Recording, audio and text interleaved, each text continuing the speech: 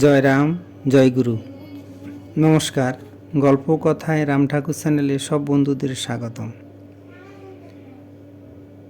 আজ আমি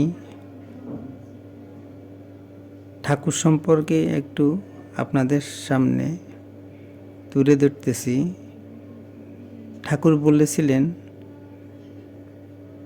ঠাকুরের কোনো রোগ নেই।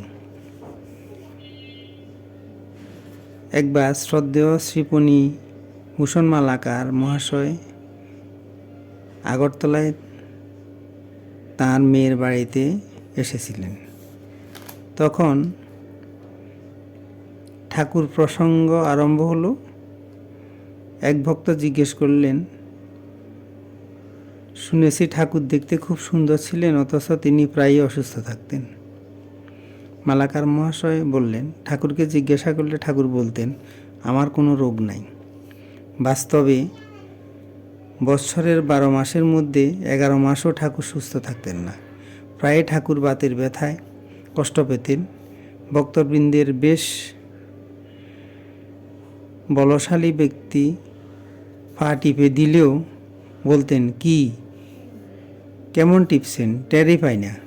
আবার শ্রীপণি মালাকার মহাশয়ের মতো ক্ষীণাঙ্গ ব্যক্তি কিছুক্ষণ পদসেবা করার পরে বলতেন, হয়েছে, বেশ হয়েছে। শ্রীযুক্ত ফণি মালাকার মহাশয় বললেন, তার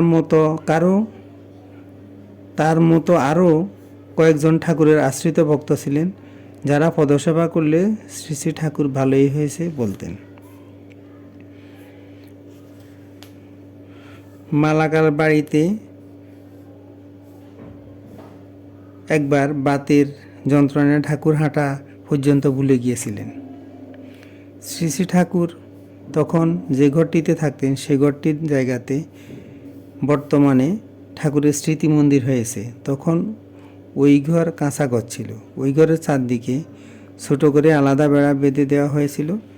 শ্রী শ্রী ঠাকুর ছোট বাচ্চাদের মতো ওই বেড়া ধরে ধরে পুনরায় হাঁটা অভ্যাস করেছিলেন।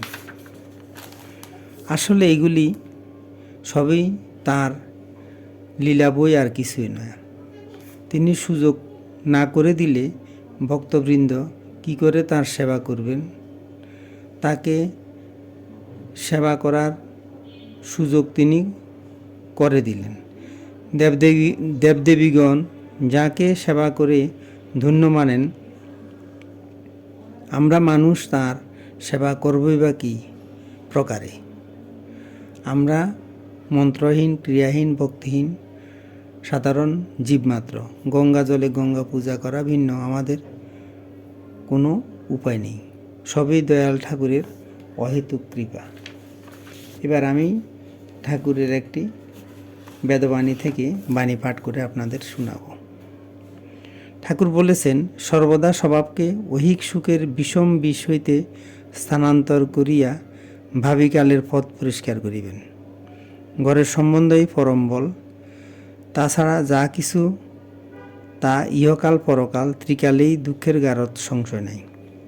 স্বধর্মে নিধনং শ্রেয়, পরধর্ম ভয়াবহ।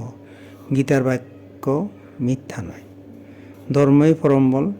একটু সহ্য করিয়া গেলে অপার আনন্দ উপস্থিত হয়।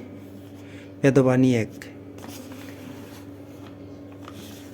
বন্ধুরা, আজ এ পর্যন্তই। আগামী দিন আবার শ্রী শ্রী ঠাকুর সম্পর্কে গল্প বাণী নিয়ে আপনাদের সাথে থাকব। বন্ধুরা, চ্যানেলটি যদি আপনাদের ভালো লেগে থাকে তাহলে বেশি বেশি করে সাবস্ক্রাইব করবেন, লাইক, শেয়ার, কমেন্ট করবেন। ধন্যবাদ। ভালো থাকবেন। জয় গোবিন্দ। গুরু কৃপাই কেবলম।